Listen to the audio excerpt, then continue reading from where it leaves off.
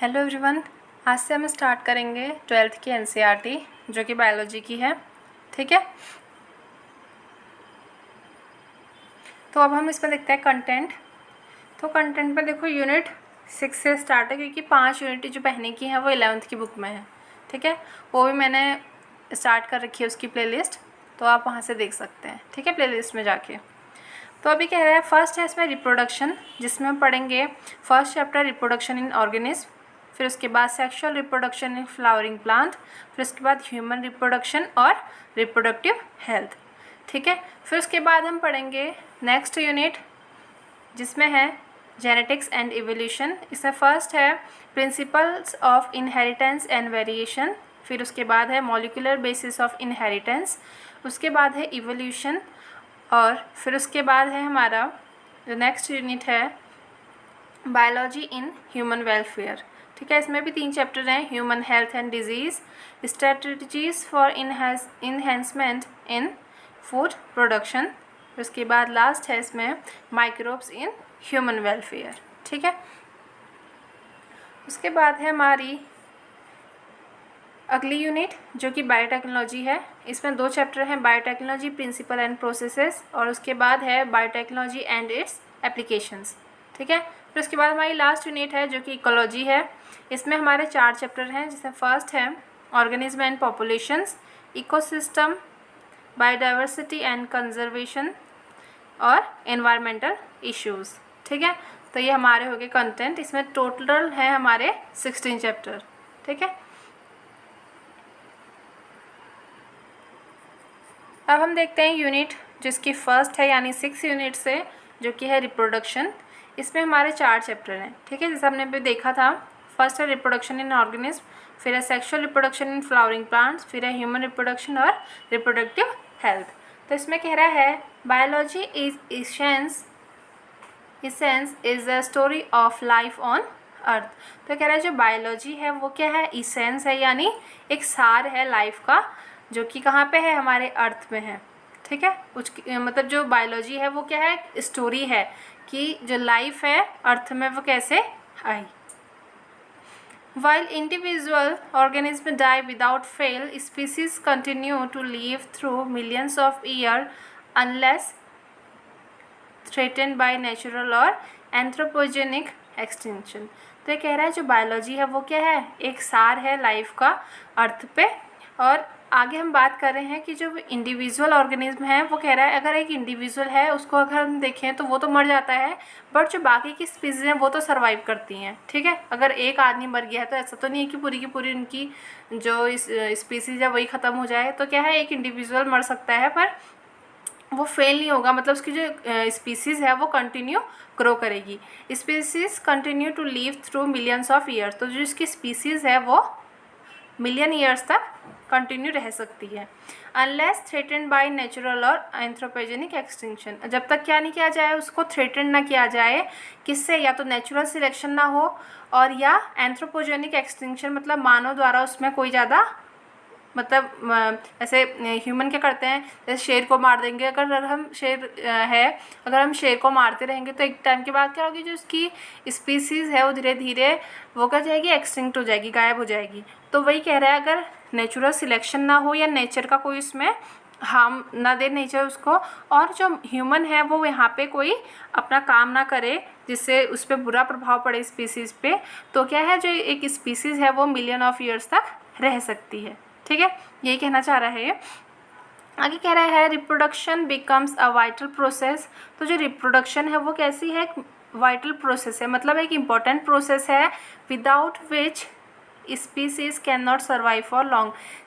और ये ऐसी प्रोसेस है रिप्रोडक्शन कि इसके बिना जो स्पीसीज़ है वो ज़्यादा टाइम तक सर्वाइव नहीं कर पाएगी। और मान लो अगर कोई स्पीसीज़ हैं तो अगर वो सर्वाइव तभी तो कर पाएगी जब अगर वो क्या करेगी, रिप्रोडक्शन करेगी। अगर वो रिप्रोडक्शन नहीं करेगी तो एक टाइम के बाद क्या हो जाएगी, वो मर जाएगी और एक्सटिंक्ट हो जाएगी। तो इसलिए कह रहा है कि रिप्रोडक्शन एक वाइटल प्रोसेस है, यानी कि इंपॉर्टेंट प्रोसेस है, जिसके बिना कोई भी स्पीसीज़ क्या नहीं कर सकती है, लंबे टाइम तक सर्वाइव नहीं कर सकती है। आगे कह रहा है each individuals leaves it's progeny bye asexual और सेक्सुअल मीन। तो कोई भी इंडिविजुअल है या तो वो सेक्सुअल रिप्रोडक्शन के थ्रू या असेक्सुअल रिप्रोडक्शन के थ्रू क्या करेगा, अपनी प्रोजेनी को प्रोजेनी बनाएगा, यानी अपनी जो बेबी है उसको बर्थ देगा, ठीक है। Sexual mode of reproduction enables creation of new variant.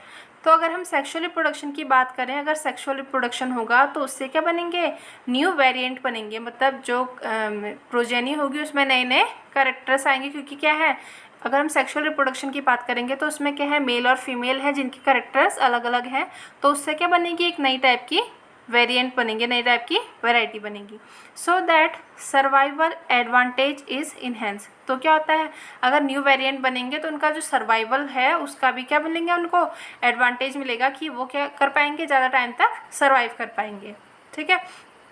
This unit examines the general principles underlying reproductive processes in living organisms and then explain the details of this process in flowering plant and humans as easy to relate representative examples.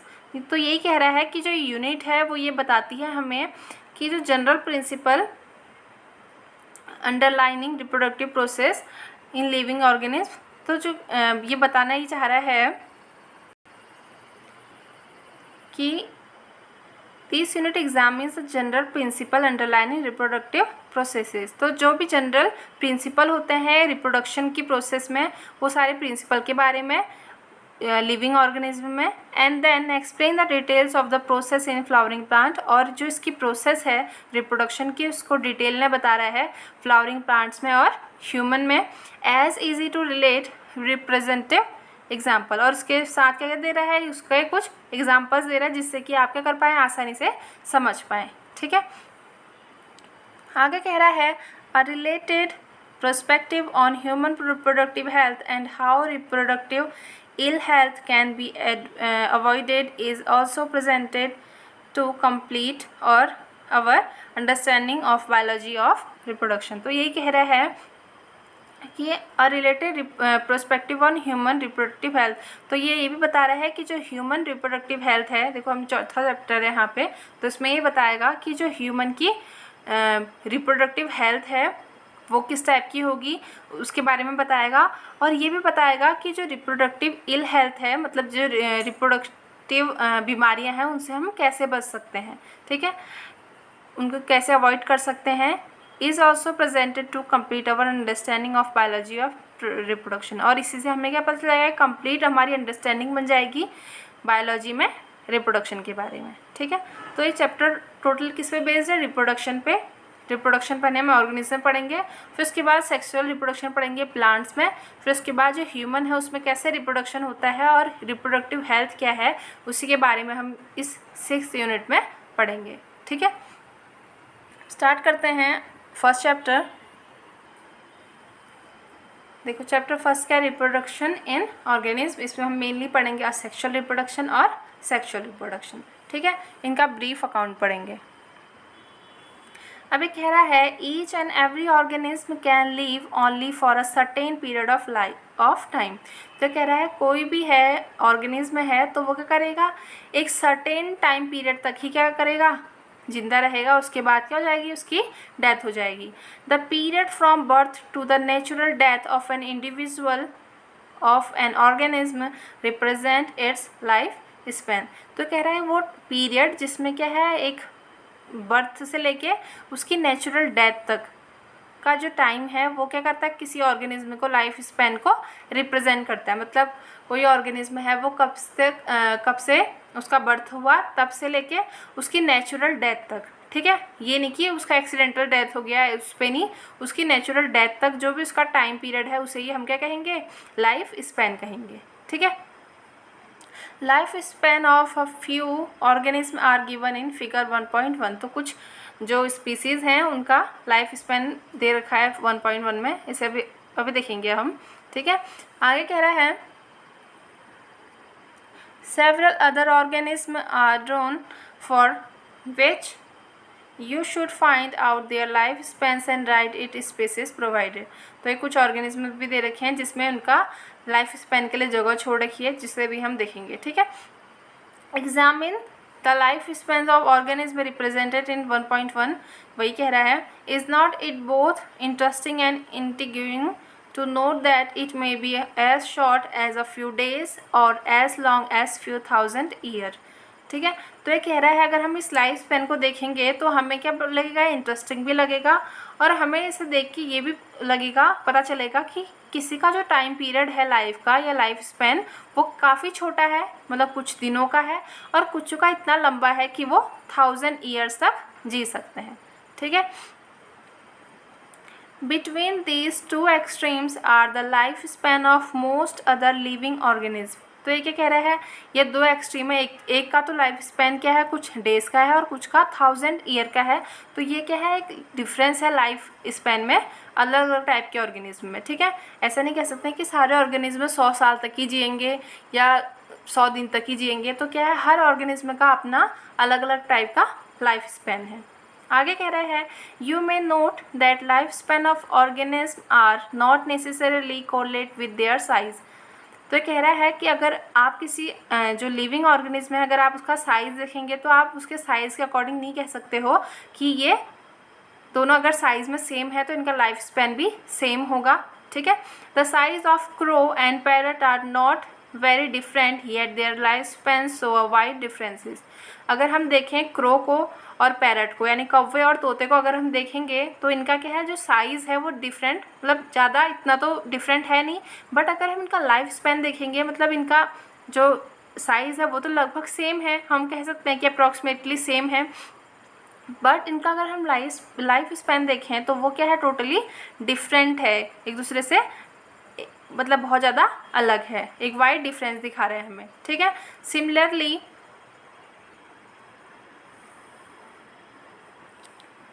a mango tree has a much shorter lifespan as compared to a peepal tree। तो अगर हम और देखें, अगर trees में देखें तो mango tree का जो लाइफ स्पैन होता है वो छोटा होता है, जबकि जो पीपल ट्री है उसका लाइफ स्पैन काफ़ी बड़ा होता है। What ever be the life span death of every individual organism is a certainty. तो कह रहा है अगर लाइफ स्पैन कितना ही क्यों ना बड़ा हो पर डेथ जो है इंडिविजुअल्स का वो क्या होता है, हमेशा सर्टेन होता है, मतलब जो भी ऑर्गेनिज्म पैदा होता है उसका क्या होगा, डेथ होगा ही होगा। ठीक है, नो इंडिविजुअल इज़ इमोर्टल। कोई भी इंडिविजुअल ऐसा नहीं है जो कि इमोर्टल हो यानी अमर हो। ठीक है, अमर मतलब जो कभी भी नहीं मरेगा। ठीक है, एक्सेप्ट सिंगल सेल्ड ऑर्गेनिज्म, इसमें इन्होंने इमोर्टल बता रखा है यानी एक्सेप्शनल बता रखा है यहाँ पे सिंगल सेल्ड ऑर्गेनिज्म को। ठीक है, why do we say there is no natural death in single cell organism. अब हम ऐसा क्यों कहते हैं कि जो सिंगल सेल ऑर्गेनिज्म है इनकी नेचुरल डेथ नहीं होती है। Give this reality, have you ever wondered how vast number of plants and animal species have existed on earth for several thousand year. तो ये आगे कह रहा है अगर हम देखें तो हमें क्या होता है, एक आश्चर्य होता है, एक वंडर हम हो जाते हैं जब हम देखते हैं कि जो पृथ्वी है यानी अर्थ है उसमें अलग अलग टाइप के प्लांट और एनिमल स्पीसीज़ हैं जो कि 1000 ऑफ ईयर से यहाँ पे हैं। ठीक है, वो एक्सटिंक्ट नहीं होके अभी भी सर्वाइव कर रही हैं। ठीक है, there must be some processes in living organism that ensure this continuity. तो उन कह रहा है कि अगर कोई स्पीसीज़ है वो हज़ारों सालों से ज़िंदा है तो उसमें कुछ ना कुछ वो ऐसी प्रोसेसेस होंगी लिविंग ऑर्गेनिज्म में जो कि अगर इनकी कंटिन्यूटी को और आगे बढ़ाएंगी। ठीक है, तो वो क्या है, yes we are talking about reproduction. तो ये रिप्रोडक्शन ही है जिसके कारण कोई भी जो ऑर्गेनिज्म है वो कंटिन्यूटी, उसकी जो स्पीसीज है उसमें कंटिन्यूटी पाई जाएगी। Something that we take for granted. तो वही कह रहा है कि अगर रिप्रोडक्शन ही है जिसको बारे में हम आगे पढ़ेंगे, और रिप्रोडक्शन ही है जिसके कारण कोई भी स्पीसीज हज़ारों या लाखों सालों तक सर्वाइव कर सकती है। ठीक है, अपना तो मर जाएगी, बस उसकी जो प्रोजेनी है वो जिंदा रहेगी। अब देखो यहाँ पे एलिफेंट रोजे दे रखे हैं, इसमें नीचे लिखा है फिगर में अप्रॉक्सीमेट लाइफ स्पैन ऑफ सब ऑर्गेनिज्म। तो जो ऑर्गेनिज्म हैं ये देखो अलग अलग टाइप के हैं और उनका लाइफ स्पैन भी काफ़ी अलग अलग टाइप का है। अगर हम एलिफेंट को देखें तो इसका लाइफ स्पैन क्या होता है 60 to 90 ईयर्स। ठीक है, रोज़ का देखें तो 5 to 7 ईयर्स। डॉग का देखें तो 20 to 30 years.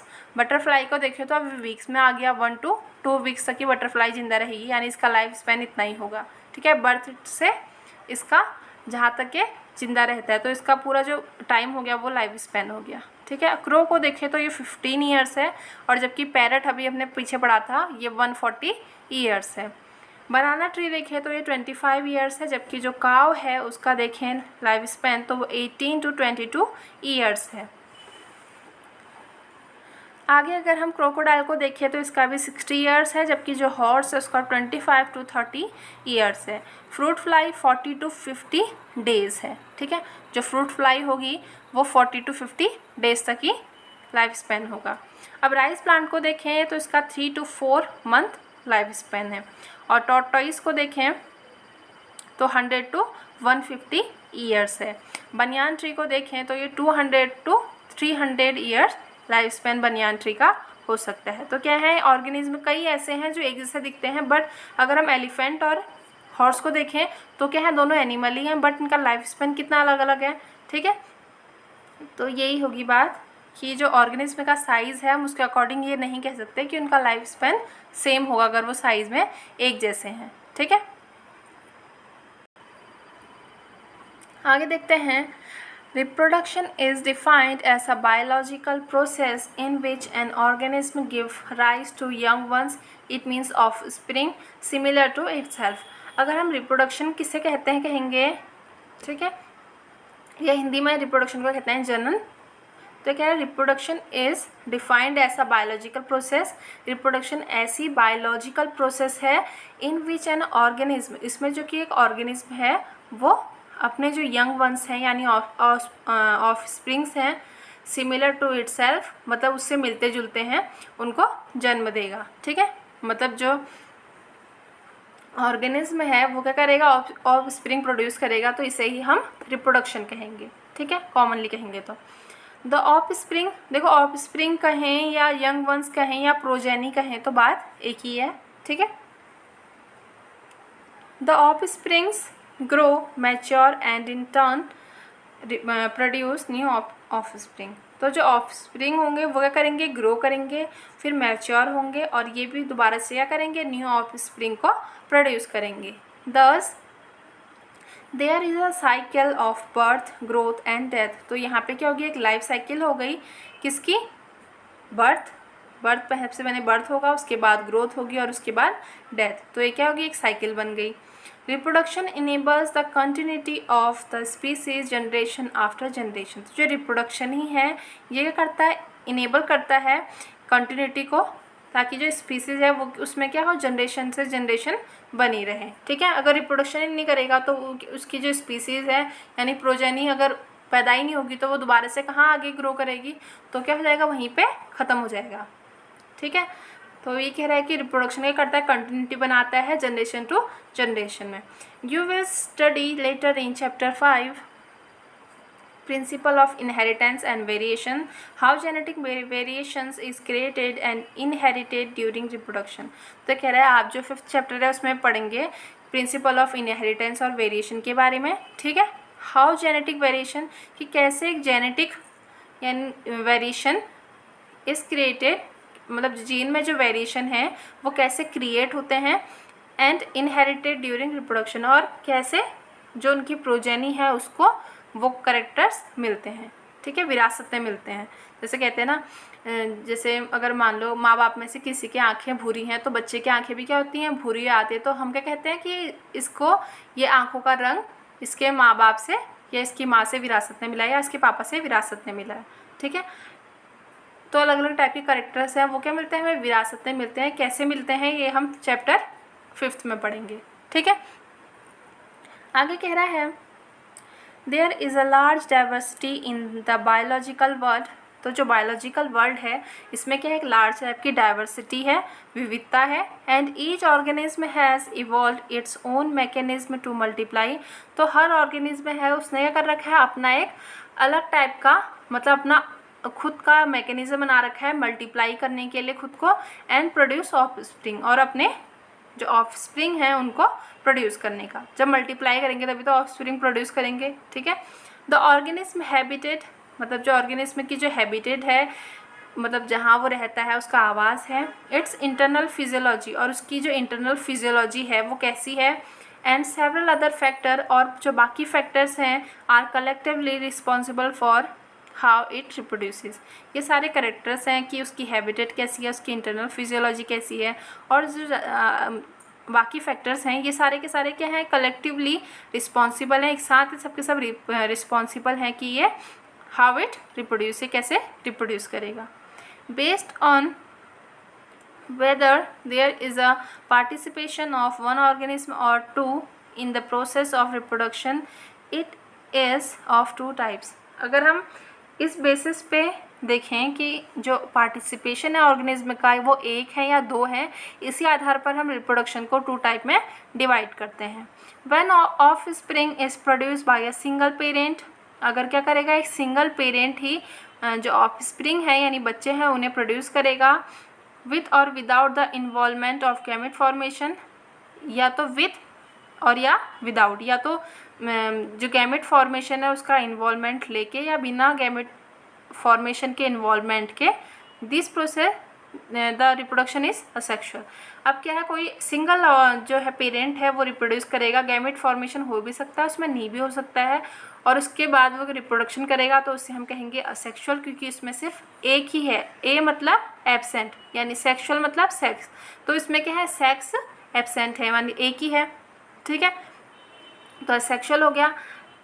When two parents opposite sex, अब टू पेरेंट होंगे तो क्या होंगे, दोनों का सेक्स क्या होगा, अपोजिट होगा, सेम सेक्स रिप्रोड्यूस नहीं कर पाएंगे, ठीक है। यहाँ पे टू पेरेंट है और दोनों को क्या है, अपोजिट सेक्स होना कंडीशन है।